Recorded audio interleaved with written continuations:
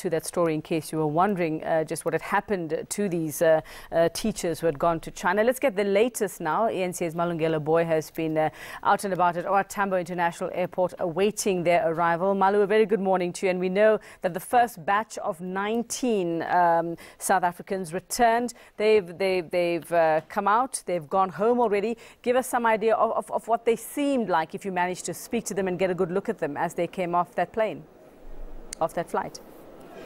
It was extraordinary, actually, Yuveka, seeing these families waiting for them here. You could tell from the look on their on the families and the parents that were here that they're actually quite anxious. They kept on looking at that exit door, looking for their loved ones.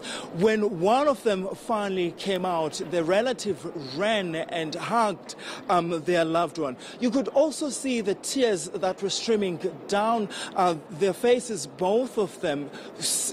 So it's extraordinary, Yuveka, because one of them was saying that I thought that this day was actually not going to come. I was actually quite worried about you. And I also had a chance, Yuveka, of speaking to the Bolts, Linda and Raymond Bolt, who their daughter was part of this group of young South Africans who had gone to China for this opportunity.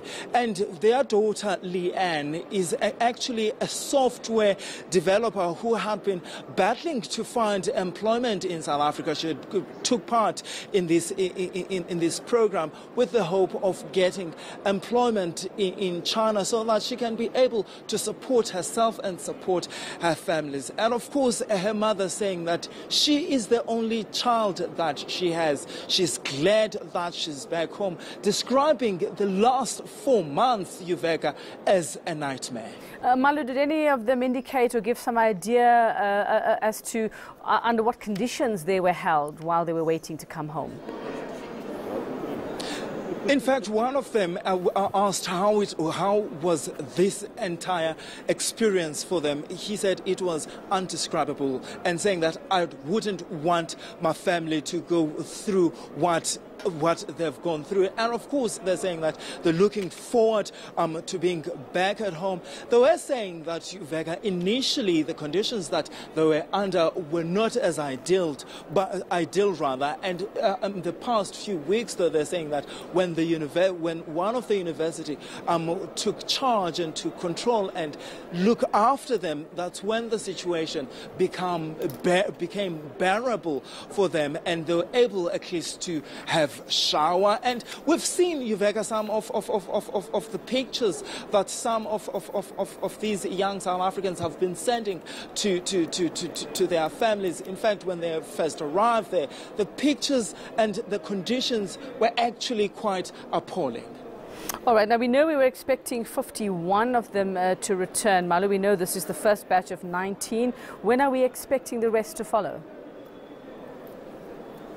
Well, we're expecting all of them, Yuveka, to arrive in South Africa on Thursday, but we have been told that there are 2 other South Africans who are part of this group that won't be returning. It seems as if the 2 that's remaining behind forms part of an investigation into how perhaps these young South Africans ended up in China. We know that there is that Owen Yang, a Chinese national, who is currently also detained in China, who we believe is responsible for these South Africans ending up in that country and having started to work on study visa. We know that that is illegal in any country. You cannot work on a study visa, and that's actually a violation of any country's immigration laws. In fact, later on, Yuveka, we're hoping to be speaking to the International Relations Department, which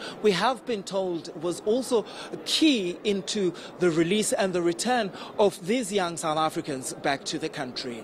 Thanks very much. ENC's Malungelo Boy at OR Tambo International, as you're seeing pictures sent through from earlier when 19 South Africans arrived home on that flight there from China.